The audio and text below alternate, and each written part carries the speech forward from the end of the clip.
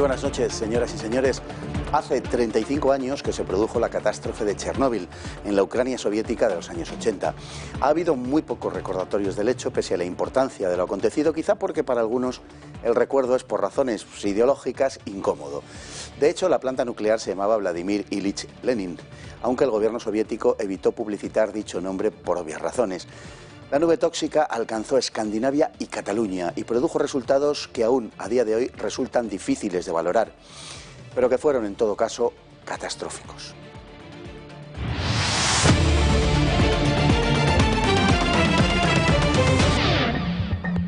En nuestra sección Desde Fuera, actual, nos trae este titular que dice: cruda realidad, Richard Dawkins, o cómo pasar de ídolo progresista a peligroso fascista en un tuit. Verán, se lo explicamos. La Asociación Humanista Americana ha decidido retirarle a Richard Dawkins el premio Humanista del Año que le entregara, pásmense, en 1996, asegurando que ya no es digno de ser honrado por dicha asociación. Su pecado, dudar acerca de la cuestión trans. Y es que progre de hoy es el fascista de mañana. Todo lo que hoy vemos, mañana será fascismo. Le ha pasado a Dawkins, el ateo más contumaz del siglo XXI. Antes le sucedió a J.K. Rowling o a Lidia Falcón. Todo por la cuestión trans, que se ha convertido en cuestión central para el lobby LGBTI. El poder de coerción de este grupo de presión es tal que el pobre Dawkins ha insistido en que, sobre todo, no quiere ser utilizado por los republicanos fanáticos de Estados Unidos. Lo de menos es que le quiten un premio, le denigren y arrastren su nombre por el fango.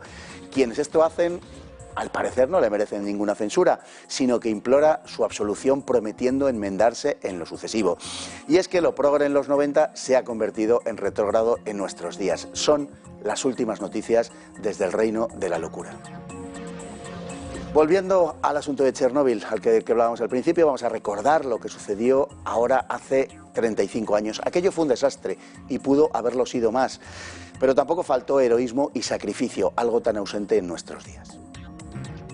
Fue el 26 de abril de 1986 y sucedió en la localidad ucraniana de Chernóbil, por entonces territorio de la Unión Soviética, situada cerca de la frontera con Bielorrusia. El reactor nuclear número 4 de la planta nuclear Vladimir Ilich Lenin estalló mientras se efectuaba una prueba que consistía precisamente en comprobar cómo se comportaba el reactor en caso de fallo y si podía generar suficiente energía para que las turbinas refrigerasen el reactor.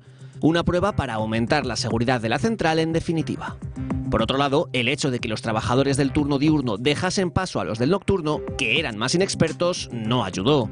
Como consecuencia, la explosión produjo una radioactividad 500 veces mayor que la de la bomba de Hiroshima. Un desastre sin precedentes que afectó a cientos de millones de personas entre Ucrania y Francia. La actuación de los bomberos militares enviados a la central fue heroica. Sabiendo que iban a morir sin remedio y de forma muy probablemente dolorosa, se aprestaron a apagar el incendio sin reservas de ningún tipo y sin ningún tipo de precaución. Aunque no lograron terminar con el incendio del reactor, al menos sí evitaron que el fuego se extendiese al resto de la central. Pidieron ayuda a los bomberos de Kiev porque solos no podían, claro. Los trabajos de contención efectuados en el reactor durante las semanas siguientes en los alrededores de Chernóbil y en toda la zona evitaron lo peor, pues de haberse producido una segunda explosión, buena parte de Europa hubiera quedado inhabitable. Los responsables soviéticos mantuvieron un auténtico apagón informativo y nada dijeron hasta que la radiación fue detectada fuera de las fronteras de la Unión Soviética, concretamente en Suecia. A partir de ese momento no les quedó más remedio, y eso que el secretario general era Gorbachov y estaba en pleno proceso de Glasnost, la transparencia informativa que debía liberalizar las informaciones en la Unión Soviética. Pero claro, todo tiene sus límites. Los comunistas obligaron a la gente a celebrar el desfile del 1 de mayo en Kiev, la capital de Ucrania, pero fue el primer desfile en el que no hubo jefes del partido ni autoridades ni sus familias. Nunca sabremos cuántos seres humanos perecieron más allá de los que lo hicieron de modo directo durante los primeros momentos.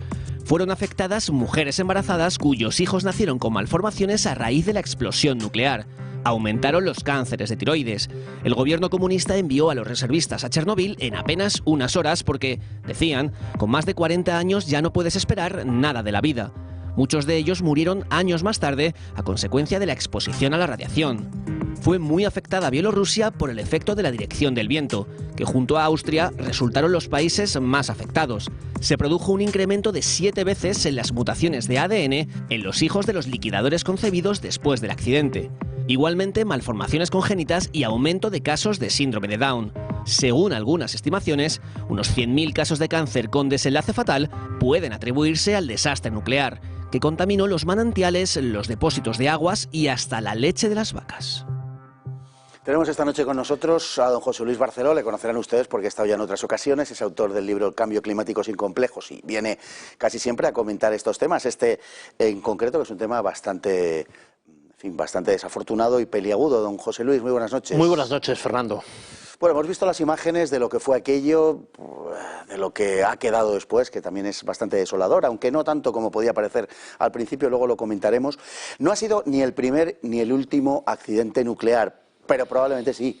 Ha sido el más grave, claro. Sí, tenemos que recordar que en aquellos tiempos que coincidía precisamente lo que se llamaba la perestroika y un poco la apertura de la Unión Soviética, que estaba además encaminando Gorbachov con una enorme exposición pública a nivel internacional, parecía que había un aperturismo de la Unión Soviética y del sistema socialista, precisamente todas las protestas iban contra las centrales nucleares y el armamento nuclear que tenían los países occidentales, los que estaban encuadrados en torno a la OTAN, o por lo menos los que no estaban en el bloque soviético, ¿no?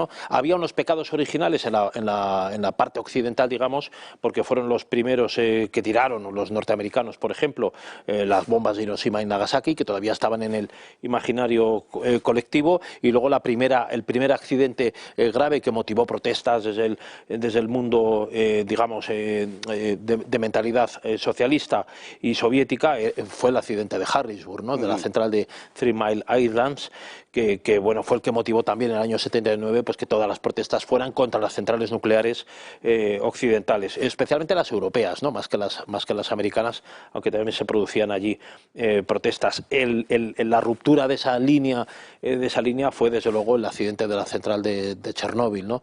Que fue el que motivó pues que todo eso se corrigiera, y los grupos ecologistas, es verdad que en aquel momento, que eran eminentemente políticos, no torpedearan tampoco a la Unión Soviética en aquel momento, a pesar de que, como comprobamos, estas imágenes que se ven pues son las de Pripyat, ¿no? Que es la localidad que está muy cerquita, son 3 kilómetros apenas, pues Chernóbil son casi 30, son 26 o 28, bueno, todavía quedan incluso pues los parques de atracciones, los bares, los restaurantes, porque aquello se evacuó bastantes días y semanas después en algunos casos, ¿no? Como comentaremos ahora. Bueno, la Unión Soviética construyó una serie de centrales en aquella época, a la vez que la de Chernóbil, que es del 72, y a comienzos de los 70, se suponían que era de nueva generación y que ofrecían una seguridad amplia. Sin embargo, en Chernóbil se dieron una serie de circunstancias que se concitaron y, en fin, y se produjo el desastre. Claro, realmente cuando se habla de una central nuclear, la gente tiene en la cabeza Trillo, Almaraz, Chernóbil, y piensa Harrisburg, y piensa solamente en una central que nadie sabe que eso tiene varios reactores que se hacen además en momentos temporales distintos. El caso de Chernóbil eran 4 reactores, 2 de antigua tecnología, que correspondía a las evoluciones a partir del año 51 y que se venían construyendo así pues durante los 15 o 20 años siguientes, y luego 2 reactores más que sí tenían contención. O sea, realmente lo que explota es uno de los cuatro reactores. Como estaba comentando el reportaje, ahí lo que se produce son unas pruebas que son, digamos, rutinarias, porque todas las centrales nucleares incluso continúan haciendo esos parones y arranques y pruebas de seguridad. Lo hicieron mal, evidentemente, porque parecía que lo que estaban haciendo era enfriarlo y pararlo, pero aquello se descontroló en esa noche que se comentaba que cambiaba el turno. Realmente era un ejercicio rutinario que no tenía que haber dado más problemas, pero se sobrecalentó ese reactor, empezó a tomar una temperatura incontrolable, ¿Sabe por qué? Y aquello explotó, se descontroló la reacción nuclear. Entonces hubo como 1 o 2 incendios, que no sé, por la elevadísima temperatura que aquello empezó a adquirir, y al final de esos 1 o 2 incendios, que no se sabe muy bien realmente cuántos fueron, porque allí murieron decenas de personas ya en la primera explosión que hubo una explosión de tal calibre que el caperuzo de protección, una especie de tapadera que tiene el reactor, que pesa 1.500 toneladas, saltó por los aires. O sea, la explosión fue de una envergadura tremenda que dejó prácticamente inutilizada toda la central, incluidos los otros cuatro reactores, ¿no? En ese primer instante, con esa explosión y las primeras radiaciones radiaciones que se dispersaron, pues ya murieron varias decenas de personas, se calcula que unas 30 o 40, y murieron todavía otras 15 o 20 más en las siguientes horas. Lo que sucedió entonces fue que se produjo un absoluto apagón informativo. Un apagón no porque no había nada encendido, pero salvo la central nuclear. Pero estamos en la época, como bien decías, de la glasnost, que fue la gran palabra junto a perestroika que nos aportó la era de Gorbachov, que significaba transparencia y hacía referencia sobre todo a la transparencia informativa. Se suponía que la Unión Soviética estaba dando noticias mucho más veraces de lo que había hecho hasta entonces y que permitía que se mirase dentro de sus fronteras, cosa que hasta entonces no se podía. Sin embargo, las autoridades no dieron absolutamente ninguna explicación en los primeros días, y no fue sino hasta cuando la nube llega a Suecia, cuando ante la evidencia de lo que está pasando surgen las primeras sospechas y se ven obligados a reconocer lo que está sucediendo. Los aviones espía norteamericanos, satélites, ya habían detectado algo, movimientos extraños. Es verdad que las autoridades rusas tampoco, soviéticas en ese caso, tampoco crearon una gran alarma interna, se lanzaron las evacuaciones, no adoptaron tampoco ningún protocolo de emergencia, a pesar de que aquello había sido un verdadero desastre. Intentaron atacar el problema con medios propios y sin dar ningún tipo de estado de alarma, es decir, ni siquiera localmente, o sea, no hubo ni siquiera, tardaron 15 días en empezar a tomar medidas que fueran públicas, efectivamente, como tú has comentado, Fernando, porque las autoridades finlandesas y suecas, especialmente suecas, habían detectado unos altos niveles ya de radiación, porque la nube empezó a trasladarse a otras fronteras. Por eso también cuando hablamos a veces del problema de tener o no una central nuclear, si estamos importando, como es el caso de España, energía nuclear, energía eléctrica producida en Francia, es un poco lo mismo que la central esté en Burdeos o esté en Burgos. O sea, lo único que cambia son 700 kilómetros de diferencia, pero la nube llegó, pues no digamos ya Ucrania, Polonia, Bielorrusia y ya pues los países escandinavos, y se difundió hasta Francia y los Pirineos, llegó hasta Cataluña, ¿no? Ahí iba no solamente radiación, porque iban otro tipo de componentes, de grafito, otros dióxidos de uranio, etcétera, otros gases y otros componentes tóxicos que iban en la nube, que no solamente eran radiactivos, sino que eran otra serie de contaminantes enormes que se dispersaron masivamente por la atmósfera. Hay una contraposición en el comportamiento en aquellos días de por ejemplo, los bomberos, ¿no?, y los militares que acudieron allí, muchos, sobre todo según iban pasando los días, a sabiendas de lo que, bueno, se jugaban, ¿no?, porque se daban a sí mismos por muertos, ¿no? Es decir, fueron al sacrificio de una manera consciente para arreglar aquello en la medida de lo posible, en fin, y salvaguardar a la población y proteger la evacuación, y mientras que el comportamiento del Partido Comunista fue sencillamente repugnante. Es decir, sabiendo perfectamente lo que estaba pasando, el 1 de mayo hicieron que se celebrase en Kiev el desfile anual, solamente que ese año las autoridades comunistas no acudieron al desfile. Claro, Fernando, precisamente el 35 aniversario se cumple el 26 de abril que hemos dejado atrás. Es el 35 aniversario de la catástrofe de Chernóbil.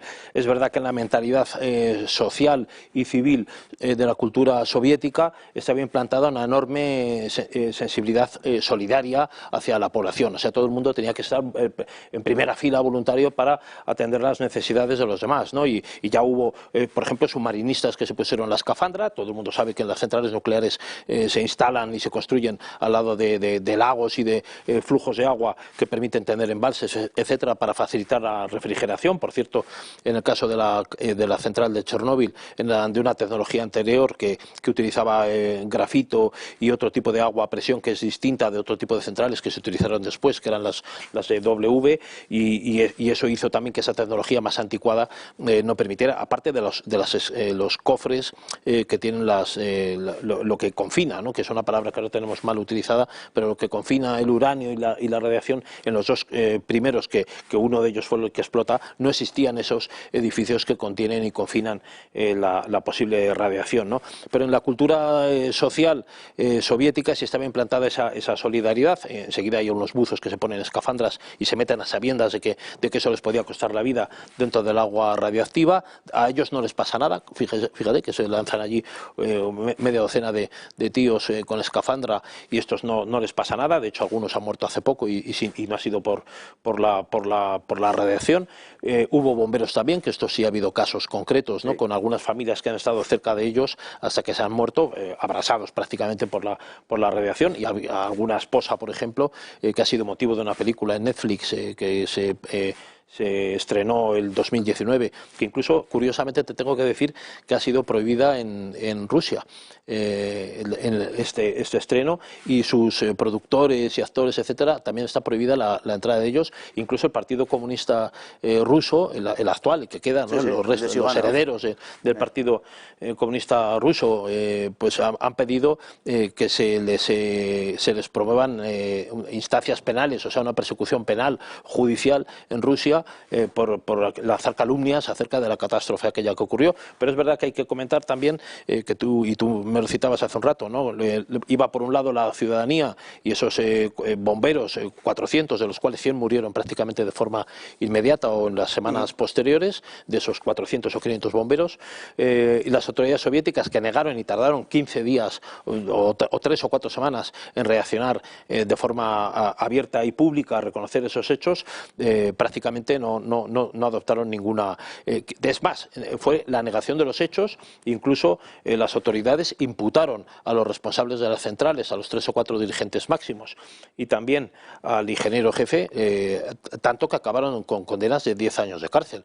El ingeniero jefe se suicidó con 51 años, dejó escritos unos manuscritos en los que aseguraba, antes de su suicidio, lógicamente lo dejó escrito para la posteridad, que había sido obligado a firmar la declaración y a hacer una declaración de cómo había ocurrido aquel accidente, echándose la culpa a ellos mismos, ¿no? Y eso fue un poco el proceso. El resto de los máximos dirigentes de aquella central, en Chernóbil, ¿no? Que es Chernobylsky en ruso, bueno, quedaron en libertad a los pocos años, ¿no? No cumplieron la pena completa, pero estuvieron 5 o 6 años de cárcel de media. Nos queda apenas un minutillo, pero las previsiones de destrucción, sobre todo de impedimento para la vida en la zona, eran muy a largo plazo. Se hablaba de incluso 20.000 años, luego se rebajó a 4.000, en fin. Parece que la vida se ha abierto paso con una prontitud infinitamente mayor de lo que se esperaba. Es algo sorpresivo y, bueno, agradablemente sorprendente. Sí, es un poco como el bosque de la Bella Durmiente, ¿no? El palacio. Claro, uno puede ir, y hay reportajes sobre esto, ¿no? Recientemente se ha hecho uno por una productora ucraniana. Tú puedes pasear por el parque de atracciones o por la ciudad, lo que era Pripyat, lo que es Chernóbil, etcétera, zonas abandonadas enteramente, con los bares, los restaurantes que tuvieran en su caso, los edificios, con todo, ¿no? Incluso los juguetes, las camas, dejaron todo allí. Sí. Las evacuaciones se produjeron mucho después, pero aquella ciudad quedó abandonada, ha sido invadida por una especie de bosque y de selva, y bueno, pues por allí pululan todo tipo de animales, por cierto, sin mutaciones, ¿no? Con lo cual, el tema de la radiación, lo que pasa es que luego se dispersa y se difunde impide que la vida pueda prosperar, porque no sabemos los que fueron abrasados en el momento con la radiación, ¿no? Eso quedó pues como las personas, ¿no? O sea, impide la vida en el momento en que eso ocurre, y lógicamente tienes que abandonar y evacuar la zona, pero luego inmediatamente la vida se abre paso, ¿no? Don José Luis Barceló, muchísimas gracias por venir a contarnos esto 35 años después, sobre todo ante el silencio casi generalizado. Muchas gracias. Gracias a vosotros. Y nosotros nos vamos ahora a publicidad.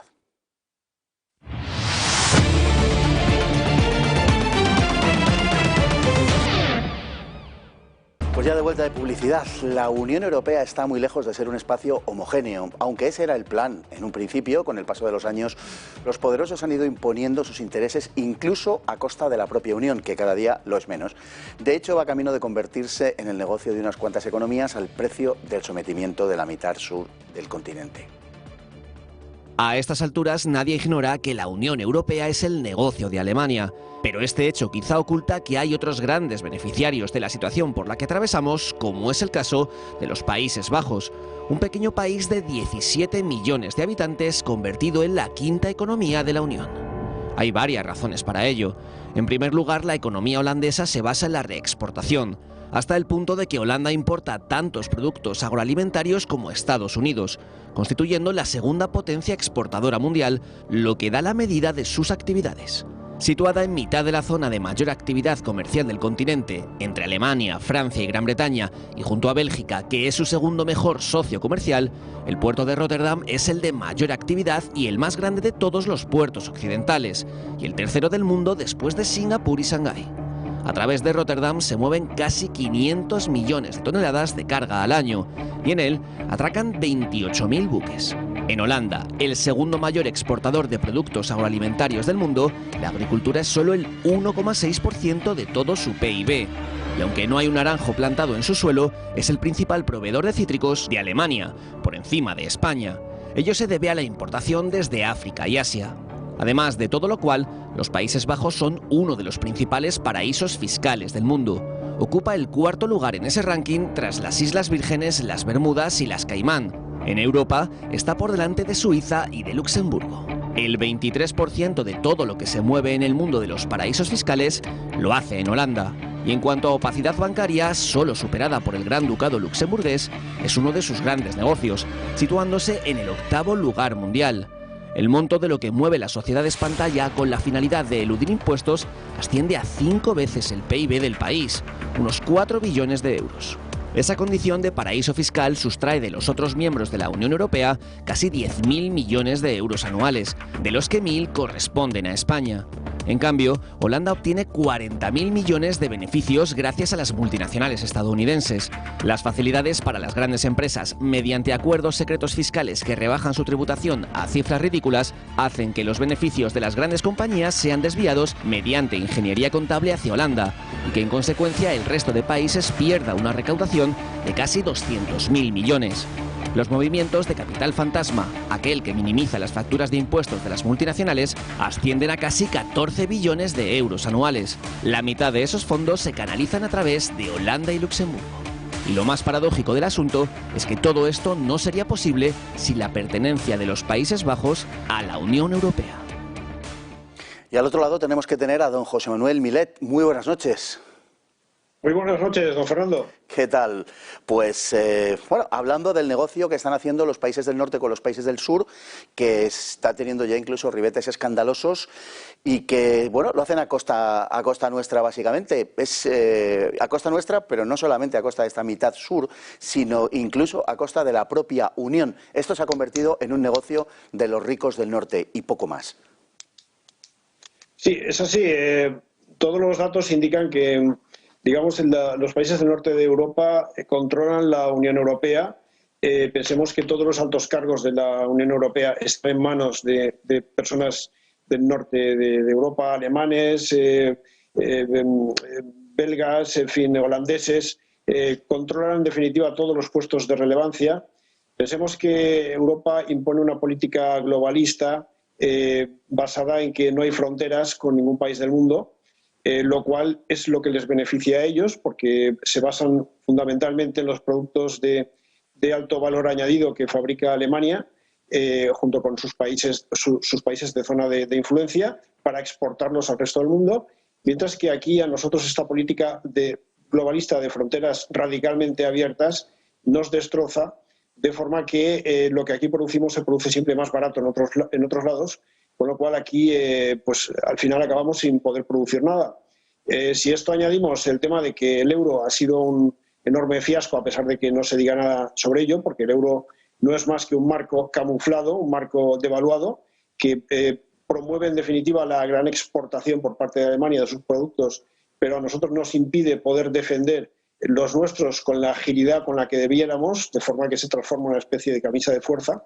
Si a todo esto añadimos además que Alemania tiene un PIB 3 veces el español, pues nos daremos cuenta de que en cualquier acuerdo de libre comercio internacional, que es lo que se viene firmando últimamente, ellos tienen siempre una posición de total fuerza, de forma que nuestros productos son moneda de cambio en los acuerdos a los que se llega. Con lo cual, evidentemente, la conclusión es que efectivamente la Unión Europea es un mecanismo pensado para que Alemania y sus países adláteres ganen dinero y el resto de países pues no lo hagan. Ha citado el caso del euro, es un tema al que se alude en pocas ocasiones. El euro se tomó por base el marco, se duplicó su valor, es un reflejo de la economía alemana. ¿Se puede afirmar tajantemente después ya de 20 años de su entrada en vigor prácticamente, ¿se puede afirmar que ha sido en términos netos negativo para los países del sur? Hay estudios que efectivamente así lo indican. Es decir, los países del sur de Europa tienen que vender sus productos con €1, que como he dicho no es más que un marco devaluado, lo cual les impide poder ser competitivos con otros países del mundo. Y pensemos que la competencia en este caso es esencial porque, como he dicho antes, hemos pasado de un mercado común europeo en el que no existían fronteras a un mercado común mundial en el cual no existen fronteras con ningún país del mundo. Con lo cual, evidentemente, si todo lo tenemos que vender en euros, pues evidentemente no podemos competir con un país como, por ejemplo, Egipto, Claro. o no podemos competir con Marruecos, o no podemos competir con Sudáfrica. Entonces, evidentemente, nos perjudica, pero no solo a España, perjudica a Italia, perjudica a Francia, perjudica a todo el sur de Europa. Claro. Bueno, de Alemania todo el mundo lo sabe, pero la gran tapada de este negocio comunitario es Holanda. Es la quinta economía, llama poderosamente la atención, con 17 millones de habitantes en función de sus actividades, vamos a llamarlas así, económicas. Sí, el hecho es que es un país más pequeño que Aragón, es un país con una población casi una tercera parte de la española y, sin embargo, es el segundo país importador de productos agroalimentarios del mundo, lo cual lo sitúa al mismo nivel que Estados Unidos, con 350 millones de habitantes. Claro, evidentemente lo que se importa en Holanda no es para consumo propio, evidentemente es para reexportación, como habéis dicho muy bien en el documental. Claro, esto rompe, como he dicho antes, lo que es el principio de unidad de mercado, que fue uno de los 3 principios que se establecieron básicos en el Tratado de Roma de 1957, junto con el principio de preferencia comunitario que establecía que primero se debían de consumir los productos europeos antes de traer productos de fuera de Europa. Como anécdota, comentaré que es conocida la situación de que en las grandes superficies alemanas, para que se vea lo económicos que consiguen los productos a través de Holanda los alemanes, en las grandes superficies alemanas, cuando uno va a comprar los fines de semana, un sábado, por ejemplo, se le regala una bolsa de naranjas como obsequio, simplemente por haber ido, ¿no? Eso da idea de lo poco que vale un producto de estos traído, importado a través del puerto de Rotterdam, producido con salarios de semiesclavitud y sin proteger los productos europeos, rompiendo en definitiva a los productores europeos. Esta es la situación. Nos están destruyendo la agricultura, en el caso español, de una forma muy visible, como bien dice usted, se ha convertido Holanda con un 1,6% del PIB total del país que procede de la agricultura, se ha convertido en el primer proveedor de cítricos de Alemania, por ejemplo. Y esto lo lleva a cabo en función de los tratados que tienen de libre comercio, particularmente pues por las buenas relaciones holandesas con Sudáfrica y por las inversiones que tienen también en países como Suazilandia, por esos salarios de hambre a los que aludía y por el empleo también de esas sustancias que están prohibidas para su utilización en Europa, pero que entran en nuestro mercado a partir de las relaciones privilegiadas causadas por los tratados de libre comercio que destruyen la agricultura del sur de Europa y, para lo que a nosotros nos afecta, la española, de tal manera que al final se acaban comiendo naranjas sudafricanas en Valencia. Es así. La situación es que Holanda vive del reetiquetado, es decir, de la reexportación. Por ejemplo, tomemos como dato 2017, fue un año en el que hay unos datos perfectamente fiables. En Holanda se importaron 4.500 millones de euros en mercancías agroalimentarias. De esos 4.500 se reexportaron 4.000, con lo cual, evidentemente, el 90% de todo lo que importa Holanda lo reexporta a los países europeos. Como muy bien se dice en el documental, es el primer exportador de cítricos a Alemania, sin tener ni un solo naranjo plantado en su propio terreno. De forma que Holanda consigue que con pequeños procesos de transformación estos productos agroalimentarios sean revendidos posteriormente a precio de oro en el mercado común europeo, ignorando, insisto, a los pequeños productores europeos y consiguiendo la ruina de los mismos, rompiendo con ello, en definitiva, don Fernando, el principio, que era otro de los principios esenciales de la Unión Europea, que era la cohesión europea, es decir, que todos los países europeos íbamos a funcionar a la par, de manera que el progreso sería digamos, homologable en todos los países. Es decir, no que unos países prosperarían a costa de otros o mucho mejor que otros. Por lo tanto, estamos ante una situación de fracaso absoluto europeo, en el cual la Unión Europea se muestra absolutamente incapaz de conseguir por sus gentes, en definitiva, el bienestar de sus ciudadanos. Y en una situación en la que se puede decir que esa dictadura globalista que impone Bruselas impide que cualquiera pueda vender un kilo de harina o un litro de aceite sin el beneplácito de Bruselas. Lo que pasa es que aquí, don José Manuel, sin duda estamos ante una serie de imposiciones del norte de Europa, pero hubieran sido imposibles también sin la aquiescencia de los gobiernos colaboracionistas del sur. Es decir, que en definitiva los gobiernos españoles, los sucesivos gobiernos españoles, han traicionado y siguen haciéndolo los intereses de nuestros agricultores, de nuestros trabajadores, en definitiva de su propia población, para favorecer una serie de negocios de señores con los que en teoría, en principio, no tendrían demasiado que ver, pero el conchabeo está ahí y me parece que es algo particularmente sangrante, ¿no? Es decir, siguen permitiendo estas políticas por parte del norte de Europa, con los tratados que se están firmando y con la modificación de ese marco político y jurídico en el que los países venían jugando desde la fundación de la Unión Europea. Pero todo esto se ha transformado, ha ido a dar en otra cosa, como digo, con la aquiescencia de nuestro gobierno, por ejemplo. Sí, bueno, resulta totalmente llamativo que ni un solo gobierno español en las últimas décadas, llevamos 30 años perteneciendo a la Unión Europea, haya sido capaz de entender exactamente en qué consistía la Unión Europea. Parece que sigan allí de visita sin saber muy bien qué es lo que tienen que defender, sin saber cuáles son en definitiva los intereses españoles y sin hacer nada por esos intereses, en definitiva, viviendo a base de limosneos y créditos, como es la situación de ahora, en la que el gobierno depende de que Europa le facilite 140.000 millones de euros para poder salvar la situación. Es decir, nosotros siempre hemos sido un país capaz de valerse por sí mismo, pero claro, con estas políticas globalistas europeas no podemos luchar porque evidentemente no estamos al mismo nivel que Suazilandia, que es un país citado por usted, don Fernando, o un país como, por ejemplo, Egipto. Es decir, somos un país europeo y merecemos un respeto como país europeo. Así debería ser, pero pensemos en las medidas que se están anunciando estos días de subida generalizada de impuestos también a clases medias y clases trabajadoras para cumplimentar las medidas que la Unión Europea nos exige a cambio de recibir 140.000 millones que en buena medida no van a ir a la población española, es decir, a compensar esos impuestos ni muchísimo menos, sino que en muy buena medida van a ir a políticas verdes, es decir, a más de lo mismo, al final, bueno, a costa de que lo pague la población española y todo ello en función de unos compromisos con la Unión Europea. Verdaderamente no hay quien lo entienda. Se está construyendo una unión a costa en fin, de los más desfavorecidos, que cada día lo son más. Sí, es como si la sociedad se estuviera, digamos, radicalizando en el sentido de no izquierda-derecha, sino de que hay una minoría rica y luego están los demás. Es decir, una situación en la que en España no se puede producir nada porque todo se produce más barato en países terceros y una situación en la que, en definitiva, pues vivimos a base de préstamos que pedimos a Europa y que si Europa lo tiene a bien a concedérnoslos, pues estupendo. Y si no, pues bueno, vamos endeudándonos.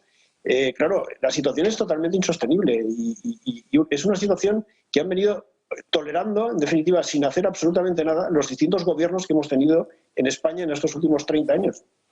Así es. Bueno, con respecto a los Países Bajos, otra situación escandalosa. Es uno de los principales paraísos fiscales del mundo. Es el primero en Europa, desde luego, por encima de Luxemburgo, de Suiza, y es el tercero, creo que después de las Islas Vírgenes, las Islas Caimán, en fin, un auténtico paraíso fiscal, a costa además de su pertenencia a la Unión Europea. Es decir, sin eso no tendría montado el negocio de paraíso fiscal que es y que causa un daño enorme al resto de economías de la Unión Europea, entre otras a la española. Sí, es cierto, pero es que incluso antes del tema de ser un paraíso fiscal, que efectivamente lo es, está el tema de que Holanda, vulnerando esos principios europeos, consigue arruinar a los países del sur de Europa, a los que luego les presta, les cede créditos y los endeuda. Ese es uno de sus negocios financieros, es decir, endeudar a estos países, financiarles, y luego acusarles de ser morosos o de tener deudas contraídas. Y aparte está efectivamente esa situación de total opacidad bancaria que compite con países como Suiza o Luxemburgo, en el sentido de que tiene en su territorio radicadas multitud de grandes multinacionales que no realizan su actividad en ese país, sino que solo tienen allí su sede a los efectos de no pagar impuestos. Y en ese sentido, las cifras que se han mencionado en el documental son escandalosas. Estamos hablando de que, por ejemplo, 1.000 millones corresponderían de todo lo defraudado a España. Estamos hablando de que se llegan a defraudar, pues, cifras, según Tax Justice New World, de unos 100.000 millones anuales en beneficios obtenidos por multinacionales. Y estamos hablando de que, como habéis dicho, las 4 billones de euros anuales es la cantidad, 5 veces el PIB holandés, que las sociedades pantallas radicadas en Países Bajos desvían a este paraíso fiscal. No todos los holandeses están, digamos, de acuerdo o, digamos, aceptan esta situación, digamos, hipócrita, por decirlo de alguna forma, por parte de los Países Bajos, sino que hay un escritor, por ejemplo, Rutger Bregman, que se lamenta de que le gustaría sentirse europeo en una Unión Europea mejorable, habida cuenta de que considera que, pues, por un lado, se critica y ataca a los países del sur, pero también se les burla y se aprovecha de ellos de forma fiscal. Pero bueno, ya sabemos que no solo es fiscalmente, también de otras maneras. Incluso nos han insultado abiertamente y, más que sugieren, casi de forma explícita, dicen que es que no se nos puede dar dinero después de habernoslo sacado, por cierto, abundantemente, porque somos un país de vagos, de mujeriegos, de gente que se dedica a beber, a pasarlo bien. En fin, yo les invitaría a que se dieran una vuelta por aquí para que vieran lo bien que nos lo estamos pasando, pero nos acusan de eso y incluso lo han verbalizado, lo han dicho de forma pública, y luego en alguna ocasión se han retractado, pero en el fondo se nota que es lo que piensan, que no nos los merecemos a ellos. Sí, esa es la famosa frase que pronunció el presidente del Eurogrupo holandés, Dijsselbloem, que hablaba de que los países del sur de Europa nos gastábamos todo el dinero en copas y mujeres y luego íbamos a pedirles prestado dinero a ellos. Seguramente, si ellos no estuvieran incumpliendo los principios europeos de una forma tan, digamos, abismal como están incumpliendo, es decir, de una forma tan brutal, es decir, incumpliendo el mercado único europeo, incumpliendo el principio de preferencia, destruyendo la cohesión europea, no tendríamos por qué pedirles prestado nada. Pero bueno, la situación es esa. Entonces, esto a ellos les da una situación de complejo de superioridad, una cierta prepotencia. Han venido utilizando el cuento de la cigarra y la hormiga, que todo el mundo conoce. Según ese cuento, pues los europeos del sur seríamos una especie de cigarras sinvergüenzas que iríamos de fiesta gastando todo el dinero en bebida y mujeres y música, y ellos serían las laboriosas hormiguitas calvinistas que son trabajadoras y que nos ven a nosotros con recelo. Claro, la cuestión es que, insisto, este sentimiento de superioridad, de prepotencia que les proporciona el ser los ganadores de esta Unión Europea, en la cual los políticos españoles no han peleado nunca por tener un lugar, digamos, respetable, sino que se han dejado llevar simplemente y no han sabido nunca dónde estaban. En esta Unión Europea, insisto, la población holandesa comparte esas ideas por parte de considerar que los europeos del sur no nos merecemos absolutamente nada, es decir, nos tienen en muy poca estima. Estos comentarios vejatorios realizados por el presidente del Eurogrupo holandés están al hilo de otros realizados por los actuales líderes holandeses. O sea, quiero decir, no es nada nuevo. Recordemos la famosa escena en la que un líder holandés recibía un comentario por parte de un operario holandés en un almacén diciéndoles a los españoles y a los italianos no les des nada. Sí. Y él levantaba el pulgar, señal de aprobación. Como yo diría, don Fernando, que se evidencia que nuestros problemas económicos vienen por parte, sobre todo y ante todo, del incumplimiento de los principios europeos por parte de estos países del norte. Estos principios tendrían que ser cumplidos y respetados. Seguramente entonces sí que podríamos ser un país productivo y tendríamos, en definitiva, los medios necesarios para no tener que vivir de prestado, como estamos viviendo actualmente. Así es. Lo que se evidencia es que la Unión Europea no funciona y que, en definitiva, debería de existir, si este club europeo fuera un club serio, un procedimiento de expulsión para el socio que, en definitiva, no cumpliese o no acatase los principios europeos. Pues don José Manuel, le agradecemos enormemente que haya estado con nosotros esta noche, aunque ellos nos sigan tratando así, nosotros, o no aunque, nosotros mientras lo hagan, lo seguiremos denunciando. Muchísimas gracias. A usted, don Fernando, buenas noches. Muy buenas noches. Y nosotros nos vamos con la frase del día que dice que la riqueza ha creado más avaros que la avaricia hombres ricos. Es de Thomas Fuller. Buenas noches.